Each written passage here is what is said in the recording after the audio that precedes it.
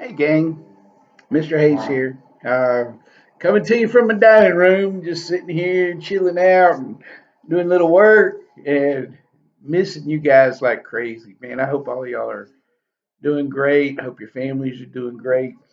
But this is going to be a new routine, okay? Until we get back to school, I'm going to be doing at least a couple of lessons each week, okay? And making some videos and teaching you a little something so you can see my ugly old face and we can have a little fun and if y'all want to make a video and send them back to me, man, that'd be awesome too. I'd really appreciate it because I miss you. Not just saying that. But today's lesson, we're going to start talking about plant life cycles in science.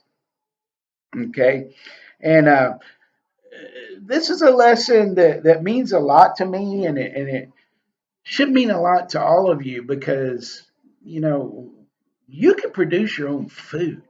Okay, I don't know if you realize that or not, but you can produce your own food. The wife and I are doing that right now with some tomatoes.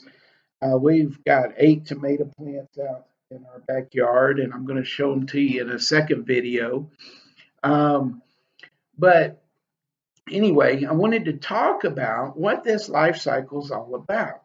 Um, the life cycle of a plant starts with, you probably all know, a seed. Okay. And it doesn't matter what it is, from the biggest tree, okay, to the smallest little plant growing on the ground. It all starts with a seed. And the size of the seed has nothing to do with the plant that eventually grows. Um, so don't worry about that. It's just the way things work. Um, but one thing a lot of you probably don't realize is that fruit has seeds in it. Okay. Now, not all fruit, because sometimes they scientifically make things where they don't make seeds anymore. Like you can get oranges that don't have seeds in them. Um, but a regular fruit, a regular orange, grapefruit, tomato plant, banana, whatever, they got seeds in them. Okay. A coconut, man, some coconut seeds are this big. I don't know if you realize that. Okay, they're like basketballs. But those are all seeds. Okay, um, the seeds are in the fruit, and the really cool thing that I learned as a kid was you could take an old rotten, what we call rotten plant, fruit, like a, let's say you got a banana that got too ripe, you could take it out of its peel, okay, and you could plant it in the ground. And if the soil's right, if the temperature's right, if it gets the right amount of sunlight, gets the right kind of watering, okay, it will grow a banana tree. Yeah, I did it in Corpus many times. Okay, um, really warm down there, and they grew really well. But you could do the same thing if your mom's getting ready to throw out a rotten tomato. Hey, mom, let me have that tomato.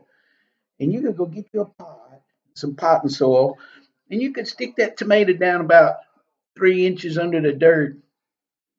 You can water that thing once in a while, and it's going to grow tomato plants. Yeah, you don't have to do anything. You don't have to go buy seeds.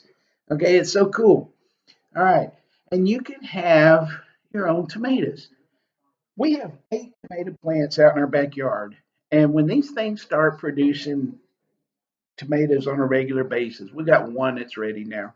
But as they start producing on a regular basis, we're going to have more tomatoes than we can eat. We'll be giving them away to neighbors just with 8 plants.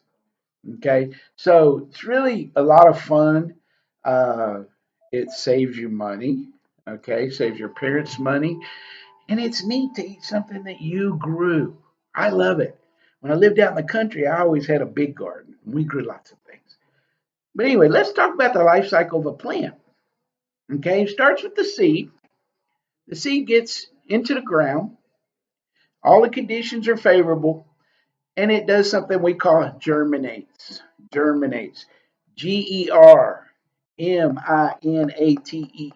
Germinates. Okay, that's when it first sprouts. It starts growing little root, little stalk starts coming up. All right, That's the very beginning of the plant itself once it's growing from a seed. Okay, so it germinates. Then it forms a young plant. It starts getting leaves. It's above the ground. Okay, but it doesn't have flowers yet, and it doesn't have any fruit. Okay, so that'd be a young plant. And then, as that young plant gets a little bit older, and on some plants it doesn't take long. My tomato plants, 3 weeks, they're already getting flowers. Some of them. All right. Um, but anyway, once they produce a flower, it's called a mature plant. Okay, it's like it's ready for babies. Okay, so it's going to produce the flowers, and the flowers are what in turn is going to make the fruit. And that's going to continue the life cycle of the plant because the fruit, guess what? It has more seeds in it. So it's ready to make new plants the next time. All right. Now, one thing about the flowers, they won't grow into a fruit unless they're pollinated. How many of you hate bees? Oh man, guys, if we didn't have bees, we'd be in big trouble. Bees are the main source of pollinators, the main animals that take care of pollination of most plants and flowers. When you see those bees flying around the flowers, they're going from flower to flower to flower. Every time they go from one to another, they're pollinating that flower. Okay. It then allows that flower to turn into a fruit. If the flower never gets pollinated, it'll just wilt and fall off eventually, and it'll never make the fruit. So, not all of them, not all flowers turn into fruits because they don't all get pollinated. But our bees do a great job. There's other things that pollinate. Hummingbirds pollinate. Butterflies pollinate. Some little creepy crawly bugs pollinate, but most, about 90% of all pollination is done by bees. So bees are very important to us.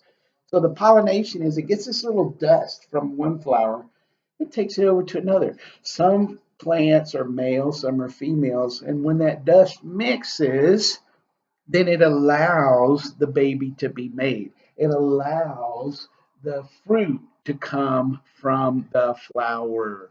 Okay, it's that dust that's the pollen that causes Mr. Hayes a lot of problems sometimes. Pollen, especially from oak trees. I'm allergic to that pollen, even though I have a huge oak tree in my backyard. But it causes me to sneeze a lot. It causes me to have red eyes. All right. It's the pollen that's in the air. Now, some pollen is spread by air, and that's great. Corn is a great example. You plant corn in rows, or it doesn't grow very well. You got to have several rows. That way, the wind blows the pollen from one flower to the next.